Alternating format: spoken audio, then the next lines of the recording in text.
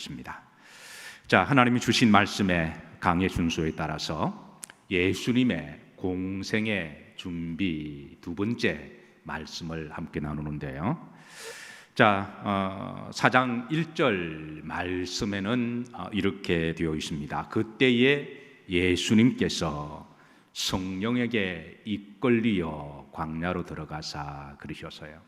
예수님께서 공생애를 시작하시기 전에 광야로 들어가신 사건은 굉장히 구속사적으로 중요한 사건이었습니다. 그것은 지난번에도 말씀을 드렸지만 예수님께서 인류를 구원하는 메시아로서 이제 자신의 정체성을 드러내시고 공생의 사역을 시작하시기 전에 구약이 앞으로 오실 메시아는 광야에서 나오실 것이라고 하는 예언의 성취를 이루시기 위해서 광야로 들어가셨고, 그래서 그때라고 시작하는 것은 이제는 예수님께서는 이제 구속을 시작하시는 때가 가까웠음을 알려주시는 것이고, 그래서 성령께서는 예수님을 이제 광야로 이끄셔서 이제 공생애를 준비하게 하셨다라는 말씀을 함께 나누었어요. 자, 그래서 우리 기독교 역사를 보면 2세기쯤 되어서 예수님의 광야 영성을 체험하고 담기 위해서 광야로 들어가는 이들이 의외로 늘어나기 시작합니다. 그리고 3세기, 4세기쯤 들어가면서 예수님께서 광야, 사막 어디에서 금식을 40일 하셨을까라고 하는 그런 관심도 커지기 시작하면서 광야, 사막 여기저기 여러 곳에서 이제 광야 영성의 수도원 생활을 하는 이들이 늘어나게 되는데요. 그래서 광야에서 수도하는 이들을 일컬어서 소위 사막의 교부들, 데저트 파들이라고 그렇게 불렀습니다. 이게 파들이라고 하는 말은 초대교회 때는 주로 이 주의 종들을, 교부들을 영적인 아버지로서 지칭했기 때문에 파들이라고 그렇게 불렀죠. 그래서 사막의 교부들, 데저트 파더스라고 그렇게 부르기 시작했고요. 또 그런가 하면 사막에서 엄밀하게 오직 하나님만 바라보고 사람이나 환경을 보지 아니하고 오직 사막에서 하나님만 바라보기 위해서 엄밀하게 언둔 자가 늘어나기 시작하는데, 이런 이들을 소위 사막의 언둔 자들, 데저트 솔리테어라고 그렇게 부르기도 했습니다. 자, 그러면서 이제 시간이 지나면서 사막의 영성을 추구하는 이들이 사막의 교부들, 또 언둔 자들이 늘어나기 시작하면서 거기에 이제 크고 작은 사막의 수도원들이 그렇게 생기기 시작하는데요. 5세기경에 이르러서는 주님이 광야에서 금식을 하던 곳이 어딘가 그런 호기심이 생기기 시작했습니다. 그래서 주님이 금식을 하셨던 장소로 추정되어지는 곳에서 수도원이 건립이 되는데요. 그래서 이제 지금도 많은 사람들이 가슴속에 사막의 영성을 사모하는 이들이 성지 순례객이 되어서 이곳을 방문을 하고 있습니다. 자, 다음 사진을 보시면 여리고라고 하는 지형이 있습니다. 그 여리고 사해 바다의 북쪽에 약간 왼쪽이 있는데요. 이 여리고에서 왼쪽으로 한 3km 정도 떨어진 곳에 시험산이라고 하는 바로 장소가 있습니다. 시험산이라고 하는 Mount of Temptation이라고 하는 그 예수님께서 바로 여기에서 40일 동안에 금식하셨던 곳으로 그렇게 추정이 되는데요. 그 시험산과 여리고 사이에 이제 가운데 이제 계곡이 있습니다. 그 계곡을 넘어서 시험산이 있는데요. 이 요단강 평지로부터 한 해발 300m 정도 높이 있는 비교적 높은 산에 있습니다. 자, 시험산에서 바라보는 그 아래쪽 보면 이제 그 광야의 그런 모습이 이렇게 환하게 눈에 들어오는데요. 이게 이제 광야의 모습입니다. 일전에 제가 광자 성지 탐사를 갔을 때에 찍었던 사진이기도 합니다. 이 돌을 좀 유심히 잘 보시면 돌들이 생긴 게 꼭 떡덩이처럼 생겼어요. 그래서 이 부분은 예수님의 첫 번째 돌을 떡덩이 되게 하라는 말씀에 제가 좀 더 상세하게 말씀을 전해드리도록 하고요. 그때 이 사막에서 주님이 걸어가셨던 그 흔적을 추적하면서 정말 가슴 뭉클뭉클하게 저도 광야의 영성을 사모하면서 사진을 하나 찍었습니다. 여기가 바로 이제 아까 말씀드렸던 예수님께서 40일을 금식을 하셨던 곳으로 추정되는 그 산의 중턱에 있는 수도원이 5세기경에 여기에 건립이 되었습니다. 자, 물론 이 조금 전에 이 모습은 이제 5세기경에 수도원을 건립을 했어요. 여기까지 이 수도원을 건립하기 위해서 이 돌 하나 여러 이제 물건을 이렇게 옮겨야 되는데 얼마나 힘들었을까. 아마 주님을 담기 위해서 이 광야 영성을 사모하는 이들이 고생을 자처하고 이곳에 수도원을 건립한 것은 틀림없고요. 그리고 이게 해발 300m 정상에도 수도원이 건립하다가 이제 만 그런 흔적이 또 남아 있습니다. 그래서 해발 300m 정상에는 히랍 정교회 소속의 수도원이 이제 그 흔적이 남아 있습니다. 그래서 예수님 당시에는 이런 수도원이 당연히 없었죠. 이 수도원은 5세기경에 건립된 것으로 추정이 되는데요. 자, 그래서 예수님 당시의 수도원은 이런 모습으로 추정이 됩니다. 그래서 이 팔레스틴 지형에는 돌 자체가 이 석회암으로 많이 구성되어 있어서 굴들이 동굴 요새들이 굉장히 많습니다. 그래서 이 시험산 주변에도 이런 이제 자연적인 동굴들이 많이 있는데요. 아마 주님께서 이 동굴 어느 동굴에 들어가셔서 40일 동안에 기도하시고 금식을 하지 않으셨을까 그렇게 추정이 되는데요. 자, 동굴 안에서 본 내부에서 외부의 모습입니다. 그래서 이곳에서 오로지 이제 하나님만 바라보고 이제 각자 영성 생활을 그렇게 추구하는데요. 이 동굴 안에서 본 내부의 모습인데 불과 얼마 전까지만 하더라도 광야 영성을 추구하는 수도사들이나 또 영성가들이나 또 일반 성도들이 여기에서 기도하던 그런 곳이기도 해요. 다음에 우리 영일교회 성도님들 하나님 은혜 가운데 기회가 되어지면 이런 곳에도 한번 같이 저와 방문해 하셔서 주님이 걸어가셨던 지저스 트레일이라 그러거든요. 예수님이 걸어가셨던 그 흔적을 이렇게 쭉 한번 그 나자렛에서 이렇게 예루살렘까지 이스라엘 정부가 예수님이 걸어가셨던 그 여정을 이렇게 물론 이제 그들은 관광 목적이죠. 고고학적인 자료를 근거해서 이렇게 쭉 지저스 트레일을 이렇게 쭉 만들어 놓았는데요. 물론 이제 그 길은 쭉 따라가면 고난의 길이고 힘든 길입니다. 그래서 한번 기회가 되면 한번 그 길을 한번 그러니까 기존의 성지 순례가 아니라 정말 성지 순례를 하는 그런 우리가 마음을 가지고 한번 했으면 좋겠다. 그렇게 할 때는 이곳을 한번 꼭 방문하고 싶은 우리 성도님들을 데리고 싶은 목사로서의 버킷리스트가 여기에 들어가 있습니다. 어쨌든 동굴 내부의 모습은 이렇습니다. 주님께서 이런 동굴에서 이제 기도를 하셨을 터이고요. 그 여리고 그 밑에서 시험산까지 가는 길이 세 가지가 있습니다. 첫 번째는 케이블카를 타고 가는 길이 있습니다. 그 케이블카를 타고 가는 길 입구에 그 마운트 업 템테이션이라고 하는 편말이 이렇게 붙여져 있어요. 이 케이블카를 타고 가는 길이 있습니다. 자, 두 번째 길은 도보로 걸어가는 길이 있습니다.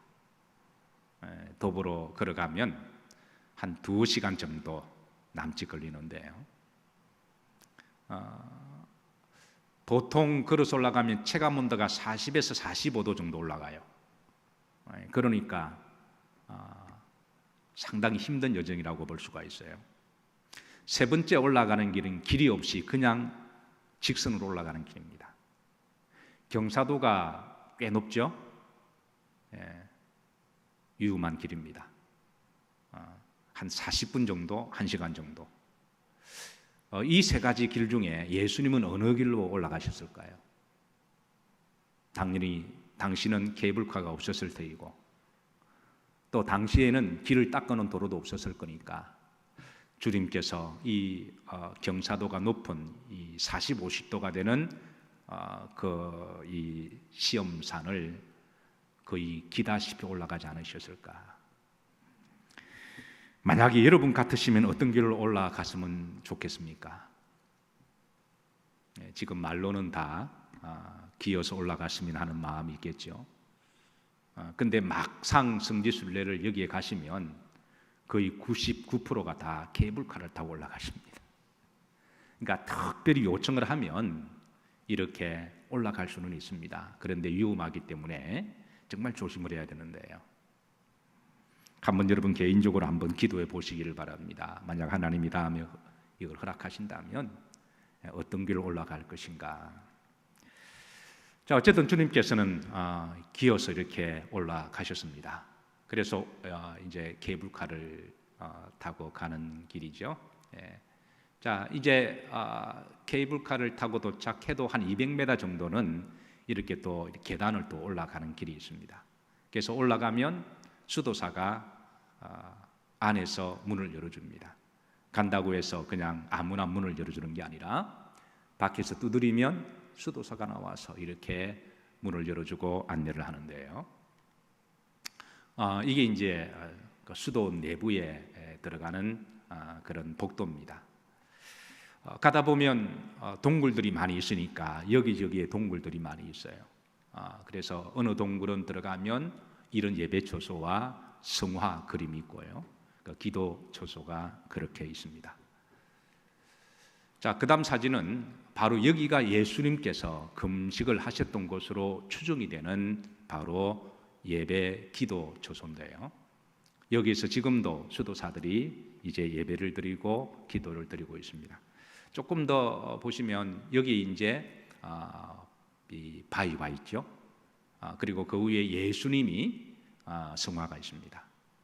그래서 조금 더 그림을 보시면 예수님이 바위에 앉아 계신 그 바위로 추정이 되어서 이제 그 밑에 보시면 그 바위를 기념하고 있습니다. 어쨌든 오늘 이 시대에도 이 광야의 영성, 우리가 신앙생활을 한다고 하는 결국 예수님을 닮아가는 것 아닐까요? 궁극적으로 주님이 계신 본향으로 가는 여정이지만 그리고 그 광야 여정을 거치면서 우리가 주님을 닮아가는 예수님을 닮아가는 여정이 신앙생활의 여정이라면 그래서 주님이 걸어가셨던 그 길을 누구나 다 한번 마음속에 가고 싶은 그런 영성과 사모함은 비단 목회자뿐만 아니라 모든 성도들에게 저는 다 있는 줄로 믿습니다. 그냥 편안하게 그냥 성지순례를 한번 슉 갔다 오는 그런 의미의 성지순례도 약간의 의미가 있겠지만 저는 개인적으로 정말 성지 여행이 아니라 순례가 되기를 바라는 마음이 있습니다.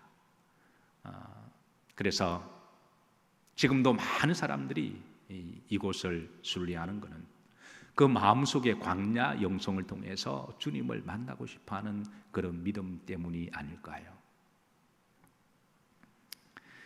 다음번에 저와 함께 갈 기회가 되면 고생은 각오를 하셔야 돼요. 어떤 분은 목사님이 갔다 오셔서 잘 연구하시고 이렇게 성경을 잘 풀어주시니까 안 가도 된다고 하는 분도 계시기는 하지만 자, 히브리인들에게 있어서 광야가 주는 영적인 이미지가 있습니다. 광야가 주는 영적 이미지는 크게 네 가지인데요. 그래서 이 광야의 영성이라는 말이 있어요. The spirituality of the wilderness. 광야가 주는 영성, 이것을 이끌어서 광야 영성이라고 그렇게 말하는데요. 자, 첫 번째 광야는 하나님을 많은 장소다, 만나는 장소다. 오늘 우리 두 분께서 지난주에도 광야에서라고 하는 참 말씀과 너무 설교 이상의 영성을 담은 메시지를 담은 특송을 하나님께 올려드렸지만, 오늘 특송도 목사의 웬만한 설교보다 더 감동이 되는 그런 찬양을 하나님께 올려드렸습니다. 광야가 주는 영성의 첫 번째는, 광야는 힘들고 어려운 곳이기는 하지만, 외롭고 고독한 곳이기는 하지만, 그것에는 대절도 솔리테어, 광야의 얻는 자가 되어서 오직 하나님만 바라볼 수 있는 곳. 그래서 신명기 32장 10절에 보시면 여호와께서 그를 황무지에서 짐승이 부르짖는 어디에서, 광야에서 마시고 만나시고. 따라서 하십니다. 여호와께서는 광야에서 우리를 만나십니다. 이 광야 영성이 주는 이 감동이 바로 여기에 있습니다. 여호와를 만나기 위해서 광야로 들어가십니다. 그리고 하나님은 이 광야에서 이스라엘 백성들에게 출애굽기 19장에 보면, 32장에 보면 말씀을, 십계명을 주셨습니다. 그리고 출애굽기 25장에 보면 광야에서 하나님은 성막을 주셨습니다. 광야를 히브리 말로 미드바르라고 이야기합니다. 미드바르. 따라서 하십니다. 미드바르. 자, 그런데 말씀을 다바르라고 이야기를 합니다. 뭔가 커넥팅이 있죠? 그리고 성막을 디바르라고 부릅니다. 어원이 같습니다. 그러니까 광야와 말씀과 성막은 어원이 같습니다. 그래서 하나님께서는 광야에서 이스라엘 백성들을 만나 주시고, 광야에서 말씀을 주시고, 광야에서 성막을 주셨다.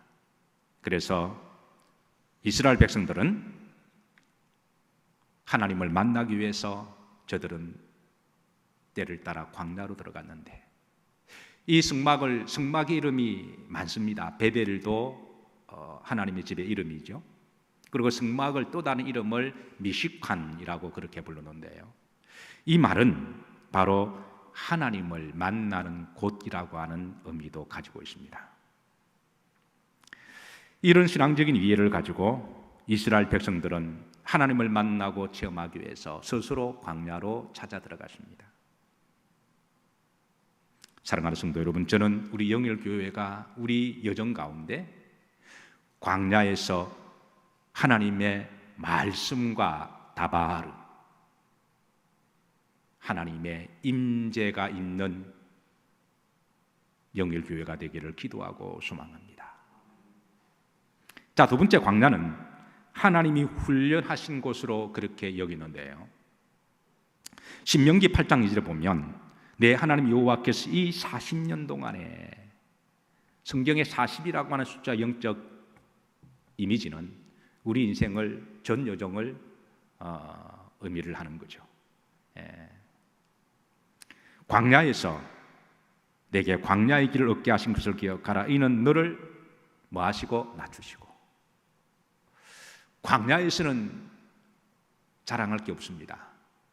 광야에서는 내 성공이나 계급정을 자랑한다고 해서 누가 알아주는 사람도 아무도 없기에, 광야에서는 우리는 철저하게 겸손해지고 낮아져야 하는 것입니다. 하나님은 광야에서 우리를 겸손하게 낮추십니다. 두 번째, 너를 뭐 하사? 시험하사. 광야는 여러 가지 시험거리들이 있는 곳입니다. 우리가 세상을 살아가다 보면 여러 가지 시험을 만납니다. 때로는 우리가 한 번도 경험하지 못했던 그런 시험을 만날 때 때로는 당황하기도 하고 때로는 두려워하기도 합니다. 타는 듯한 더위가 있고 밤이면 춥습니다. 그리고 머릿속에는 정갈들이 불쑥불쑥 뛰어나와서 뒤꿈치를 그냥 꽉꽉 물 때도 있고, 불뱀들이 지나가기도 하고, 산적, 도적, 광적대들이, 광야의 도적대들이 바람처럼 나타나서 피같이 모은 것을 한꺼번에 다 도둑질해 가기도 하고, 광야는 여러 가지 시험이 많은 곳입니다. 그런데 하나님께서는 때로는 시험을 허용하시는 것은 바로 우리를 훈련의 과정으로 여기신다고 하는 것이죠. 세 번째, 광야에서는 이런 시험을 받았을 때에 내 마음이 어떠한지, 그 명령을 지키는지 지키지 않는지 알려 하심이라 그랬습니다. 성도의 진정한 믿음은 언제 드러날까요? 시험을 받을 때겠죠. 아무래도 환난을 당할 때 아니겠습니까? 알곡과 가라지가 언제 구분이 될까요? 그거는 타작을 할 때, 도리깨를 가지고 환난이라고 하는 타작을 칠 때마다 가라지는 바람에 날려가고 알곡은 안으로 들어오는 거죠. 시험은 힘들고 어렵기는 하지만 또 다른 의미에 있어서 내가 주님을 뜨겁게 사랑하는 것을 다시 한번 확인할 수 있는 기간이 되기도 해요. 그래서 야고보서 1장 2절에는 내 사랑하는 형제들아, 너희가 여러 가지 시험과 환난을 당하거든 온전히 기뻐해라. 이 역설이죠. 시험 자체를 우리가 기뻐하고 좋아할 일은 없습니다. 그러나 우리가 주님을 정말 사랑한다면 다윗 고백처럼 주님, 내 마음이 어떠한지 시험해 보사 나로 하여금 더욱더 주님께 찬양하게 하옵소서. 때로는 환난이 역설적으로 우리가 주님을 더 사랑한다고 하는 고백이 될 수가 있다고 하는 것이죠. 하나님은 우리의 그거를 보고 싶어 하는 것이 바로 광야이기도 합니다. 사랑하는 성도 여러분, 비록 힘들고 어려운 시기를 살아가지만 그러나 이 시기 가운데도 하나님을 전적으로 신뢰하시고 우리 영일 교인들 모두가 다 알곡 성도들이 되기를 기도하고 축복합니다. 사실 이스라엘 백성들은 애굽에서 지난 430년 동안 살아가면서 너무나 애굽적이었고 애굽파가 되었습니다. 너무 그들의 마음은 세속화로 가득 찼습니다. 홍해를 건너왔지만, 모세를 따라왔지만, 광야를 지나가고 있지만 저들은 430년 동안에 애굽에서 살았기 때문에 그냥 무리만 하나님의 백성이었어요. 그래서 하나님은 광야 40년 동안에 이스라엘 백성들은 눈물, 콧물을 흘리게 하시면서 속에 있는 애굽적인 세속적인 걸 다 빼내십니다. 다 빼내세요. 마치 욥기서 23장 10절 말씀처럼 하나님이 나의 가는 길은 오직 그가 아시나니 그가 나를 단련하신 후에는 내가 정금같이 나오리라. 여기에 단련은 불 속에 불순물이 있는 금을 집어넣는 걸 말하죠. 그래서 금이 한번 들어갈 때마다 금 속에 있는 불순물이 빠지는 거잖아요. 그래서 우리가 24K를 말할 때는 그 24K는 불 속에 몇 번 들어갔다 나왔다? 24번 들어갔다 나온 금을 24K라고 말하잖아요.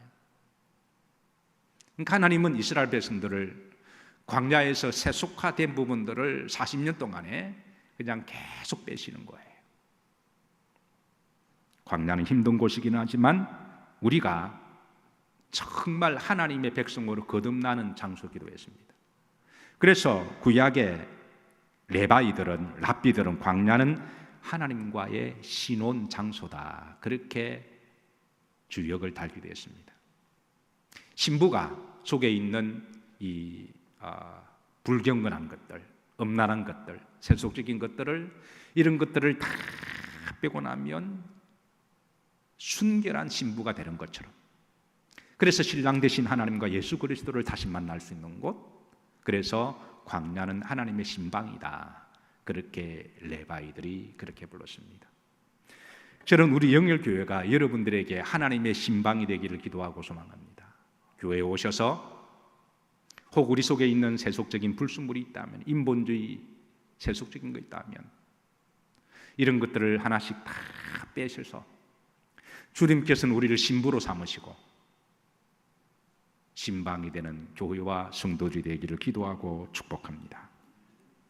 세 번째, 광야는 하나님의 기적을 체험하는 장소기도 했습니다. 신명기 8장 3절에 보시면, 다 같이 한번 우리 합독하도록 합니다. 너를 낮추시며 너를 줄이게 하시며 또 너도 알지 못하며 내 조상들도 알지 못하던 만나를 내게 먹이신 것은 사람이 떡으로만 사는 것이 아니요 여호와 입에서 나오는 모든 말씀으로 사는 줄을 내가 알게 하려 하심이니라. 제가 대표적으로 광야에 일어났던 기적을 하나만 소개했습니다. 하나님께서 광야에서 너가 알지 못했던 만나를 주신 것은 너로 알게 하십니다. 만나를 주신 분은 누구시다? 하나님이시다. 저들은 광야에서 실로 수없는 하나님의 기적을 체험했습니다. 만나를 체험했고 홍해가 갈라지는 것을 체험했고 그리고 마라에 물이 달아지는 기적도 체험했고 반석에서 물이 나오는 기적을 체험하기도 하고 필요하면 하늘에서 매출하기를 또 체험을 했고 그리고 각종 전쟁에서 아말렉과의 전쟁에서는 모세와 아론과 홀이 손을 드니까 이상하게 이기고 손이 내리면 이상하게 지는 이 우연이 반복되는 것은 여러분 우연이 반복되면 그것은 더 이상 우연이 아니라 하나님의 필연인 줄로 믿으시기를 바랍니다. 이런 반복의 우연을 통해서 하나님은 광야에서 기적을 베푸시는 하나님. 그래서 여러분 광야는 힘든 곳이기는 하지만 대신에 오직 솔리테어 오직 하나님만 바라보고 주님을 전적으로 의지하고 목숨을 걸 때 바로 끝자락에서 하나님은 항상 애간장을 다 태우시고 끝자락에서 기적을 베푸는 하나님이세요. 저는 우리가 지금 어려운 시기를 지나가고 있지만 저는 이 어려움의 끝자락에 하나님의 선하신 역사가 일어날 줄로 믿습니다. 제가 볼 때 아직 한국 교회와 한국 성도들이 끝자락이 안 가는 것 같아요. 왜냐하면 아직까지 절박하게 기도하는 성도들이 하나님이 보실 때 그 수가 안 차신 것 같아요.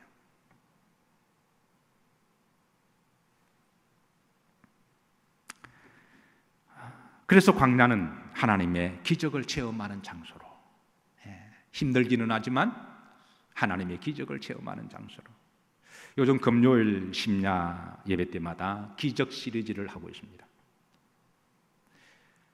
지나고 나면 모든 삶이 다 기적임을 믿음으로 고백합니다. 물 위를 걷는 것만 기적이 아니라 땅 위를 걷는 것도 기적입니다.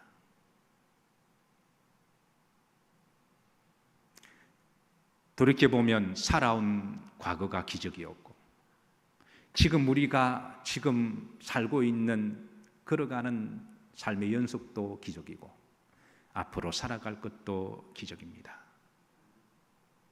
저는 여러분들에게 하나님의 기적이 많이 있으시기를 기도하고 축복합니다. 우리가 하나님의 기적임을 우리가 간절하게 진지하게 우리가 믿음으로 고백하고 그렇게 우리의 삶을 받아들인다면 우리 삶은 더 소중해질 것이고 우리 삶은 더 가치가 있을 것이고 우리 삶은 더 진지할 것이며 우리 삶은 더 감사가 넘칠 것이고 우리 삶은 더 주님과 동행할 것이고 우리의 삶은 주님이 주신 사명 따라 살아가는 삶이 되지 않겠습니까? 자, 네 번째 마지막입니다. 광야는 이 부분이 가장 중요한 부분인데요.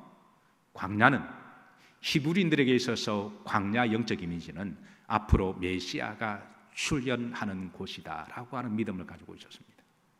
이사야 40장 3절을 보시면 외치는 자의 소리여 이르되 그러니까 앞으로 메시아가 오시게 되면 광야에서 외치는 자를 먼저 보내주신다. 이게 바로 세례 요한이었죠. 이게 바로 3장에서 세례 요한이 예수님이 광야에 나오시기 전에 광야에서 오실 메시아를 선포한 이유가 바로 이 이유 때문에 그렇습니다. 광야에서 외치는 자의 소리여 이르되 너희는 광야에서 누구의 길을 예비하라? 여호와의 길을. 여호와의 길. 광야에서 오시는 메시아가 누구다? 여호와다. 우리 하나님의 대로를 평탄하게 하라. 광야에서 오시는 예수와 메자야는 하나님이시다. 그래서 광야에서 앞으로 오실 구세주가 나오니 너희들은 그분이 나오실 때 그분을 준비하고 맞으라고 하는 것이죠. 그래서 예수님께서는 광야로 들어가셨습니다.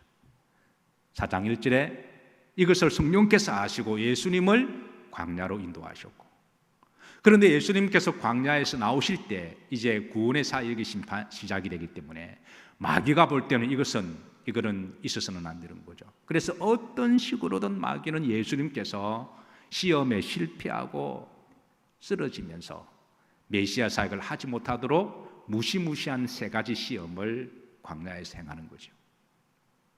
다행히 예수님께서는 그 세 가지 시험을 다 이기심으로 메시아로서의 구약의 필요 요건을 충족하시고 이제 사역을 시작하십니다. 말씀을 정리합니다. 주님이 광야로 들어가셔서 40일 금식을 하신 것은 메시아의 심을 드러내시기 위함이었고 곧 그 메시아 사건, 우리를 구원하시기 위한 필연의 여정이셨습니다. 성경은 우리 인생의 여정을 광야 여정으로 비유하십니다. 우리도 인생을 살아가다 보면 거친 호흡을 몰아쉬면서 광야를 지나가야 할 때가 있습니다. 아마 특별히 요즘이 그렇지 않나 그렇게 생각을 해요. 그리고 우리는 이 광야에서 예상치 못한 여러 가지 시험들도 만나고 유혹도 만나고 어려움과 환난을 경험하기도 합니다. 그러나 역설적으로 우리 신앙의 선배들이 다 그렇게 했듯이 광야에서 하나님을 체험했고 광야에서 저들은 정말 하나님의 백성으로 훈련을 받았고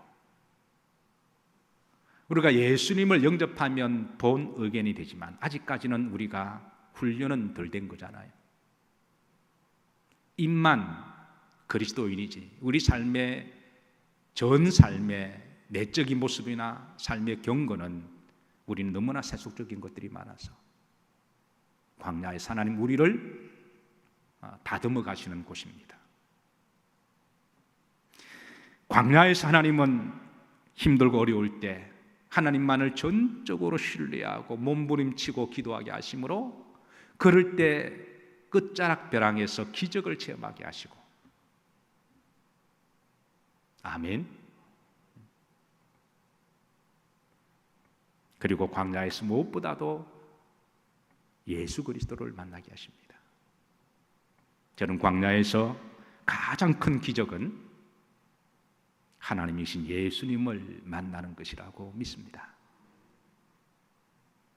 사랑하는 성도 여러분, 우리가 지금 비록 광야 여정을 지나가고 있지만 우리 신앙의 선배들도 다 그 길을 지나갔으니까 너무 불안해하거나 두려워하지 말고 시험을 만날 때에 피할 길을 내사 또 그 시험을 이길 만한 힘도 영적 조력도 주신다고 하셨으니 이 광야에서 우리 하나님 주시는 능력과 힘으로 잘 이겨나가시고 더 다듬어지시고 더 신앙이 성숙해지시고 더 정금같이 나오셔서 하나님이 때가 되시면 다시 놀라운 부흥의 역사가 이 민족 가운데 교회 가운데 여러분의 심령 가운데 임하시기를 기도하고 축복합니다. 자, 우리 시간 우리 신성은 집사님 또 우리 부부 네 분 나오셔서 우리 특송하실 때 나에게 주시는 하나님의 말씀으로 우리 결단으로 그렇게 우리 각자 기도하십니다. 여러분 침묵으로 기도하셔도 되고요. 약간 자기만 들리는 소리도 기도하셔도 괜찮아요. 자.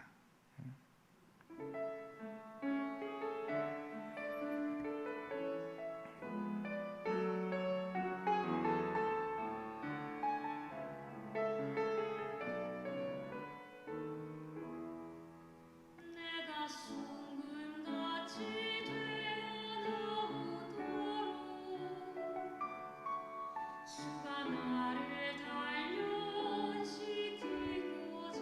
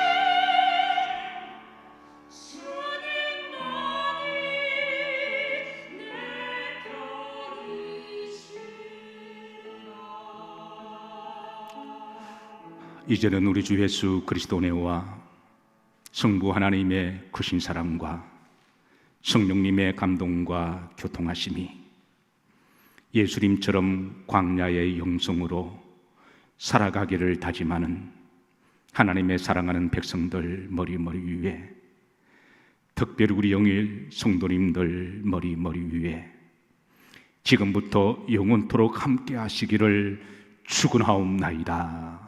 아멘.